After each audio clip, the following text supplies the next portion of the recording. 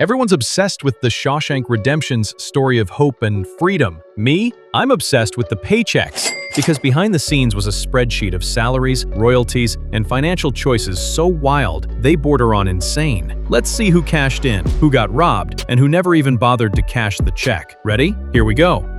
Number 10. Let's kick things off with Stephen King. He didn't work on the film itself, but he's the reason anyone ever cared. He wrote the original novella, Rita Hayworth and Shawshank Redemption, and in this whole circus, he's basically the godfather who handed over the keys and said, "Go have fun, kids." At the time, King was already worth around $100 million. He didn't need the money. Maybe that's why he sold the film rights to Frank Darabont for just $5,000. That's right, even I could have bought that. He never cashed the check though. He framed it and later mailed it back to Frank with a note, "In case you ever need bail money. Love, Steve." Legend has it, he took a single dollar bill from Darabont and called it a dollar baby. The movie changed the lives of everyone else involved, but King just watched from his throne. Today he's 78, worth around $500 million, and still creating mind-blowing stories. What a guy! Number 9. Tommy Williams was the inmate who strolls into the movie and nearly turns the entire prison ecosystem upside down. Played by Gil Bellows, before Shawshank, Bellows wasn't exactly a Hollywood darling, with a net worth hovering around 70 grand. This was an actor still clawing his way up the ladder. His time on Shawshank was short, about 2 weeks of shooting, but the role hit hard. He was the spark of hope, which of course meant the system had to crush him. Tommy is one of the film's emotional hinges, and the movie eventually paid off for him. When it became cable TV's favorite comfort blanket, he earned around 250 grand in residuals alone. Fast forward to today, he's 58 and sitting on a net worth of about $2 million. Not a megastar, but not forgotten either.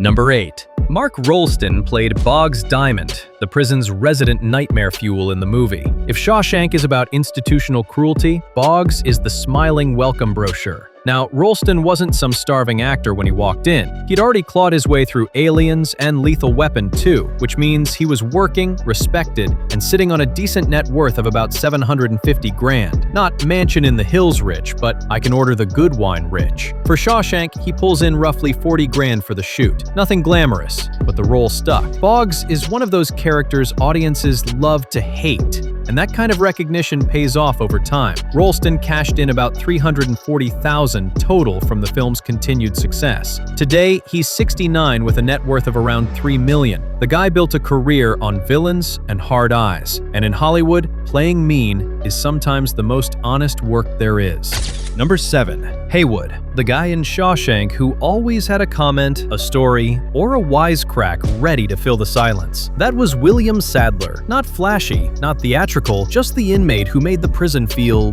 real. By the time he got to Shawshank, Sadler was no rookie. He'd already died on screen, killed people on screen, and literally played death in Bill and Ted. His net worth was sitting around 500 grand, which means he'd figured out how to work consistently without needing to sell autographs at folding tables. Shawshank didn't pay him big up front, about $50,000, but what the movie became: endless TV reruns, cable marathons, every dad's favorite Sunday afternoon comfort film. That's where the money trickled in. His total take from the film ends up around $350,000, and now he's 75 with about $2 million to his name. No spectacle, no meltdown, just a long, steady career built on always showing up and never phoning it in.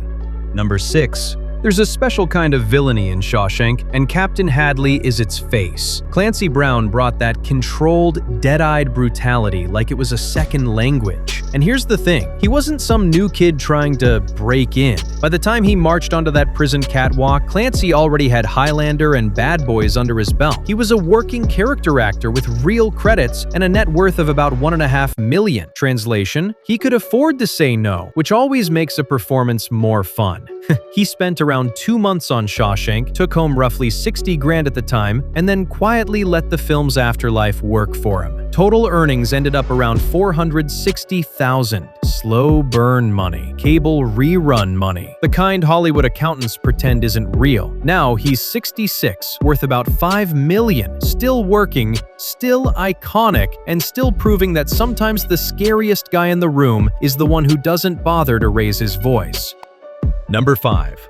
Brooks Hatlin is the moment Shawshank stops being just a prison movie and becomes a gut punch. That was James Whitmore. By the time he walked into this film, he wasn't just an actor. He was Hollywood architecture. Stage veteran, Oscar nominee, a career older than half the cast combined, sitting on about $3 million in net worth. He didn't need Shawshank. Shawshank needed him to break the audience in half. The quiet tragedy of a man who can't survive freedom. He was paid around $90,000 for the role. Respectable. But the real payoff came later, because this movie refuses to die. Between salary and long-tail earnings, he took in roughly $590,000. He even picked up a nomination for Best Old-Timer in a Movie from the Grazie Awards. Niche, sure, but completely deserved. Whitmore died in 2009 at 87. With about $2 million to his name. The money didn't last forever, but his performance absolutely did.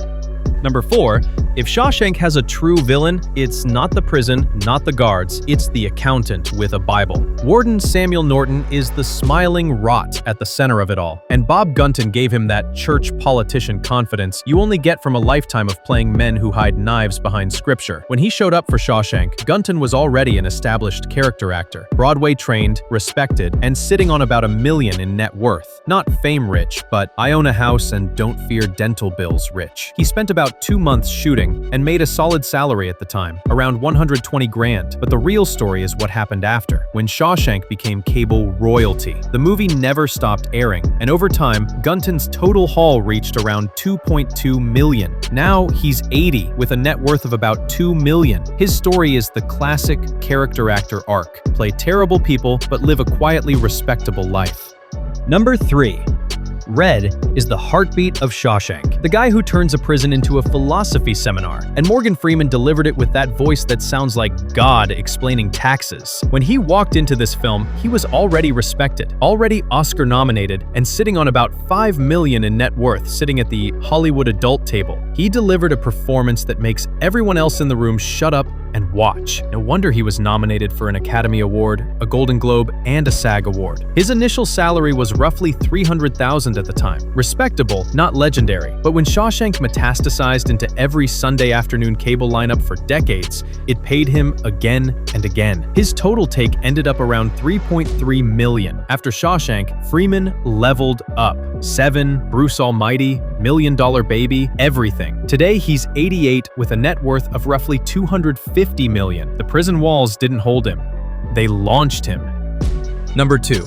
Andy Dufresne is the quiet storm of Shawshank, the man who refuses to break while everything around him is designed to crush him. Tim Robbins understood that stillness, that slow burn rebellion. When he arrived at the film, he was 36, already successful, already coming off Bull Durham, already sitting on about $4 million. Not movie god yet, but definitely not some hungry newcomer hoping for a break. He spent around 3 months working on the film and earned about $500,000 at the time. But Shawshank didn't stay just a movie. It became the most rewatched, re-aired, re-quoted prison film in history. And that's where the real money accumulated, bringing his total take to around $3.9 million. What Shawshank gave Robbins wasn't just cash, it gave him cultural permanence. After it, he jumped into the Mystic River, directing, political activism, the whole artist with range route. Today, he's 67, with a net worth around $70 million. The man tunneled through Hollywood and came out clean.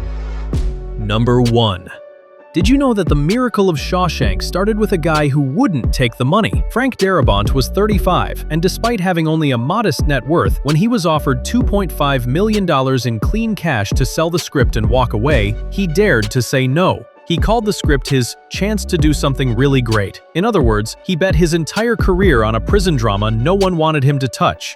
He earned about $750,000 at the time, but the movie didn't vanish the way everyone expected. The Academy nominated him for Best Adapted Screenplay. The film itself earned a Best Picture nod, and over time his earnings for this single project climbed to around $5.8 million. After Shawshank, he built a career defined by cult devotion, The Green Mile, The Mist, and yes, launching The Walking Dead. Today, he's 66, worth around $100 million, and one of the rare directors who proved that sometimes the risky choice is the only one that matters.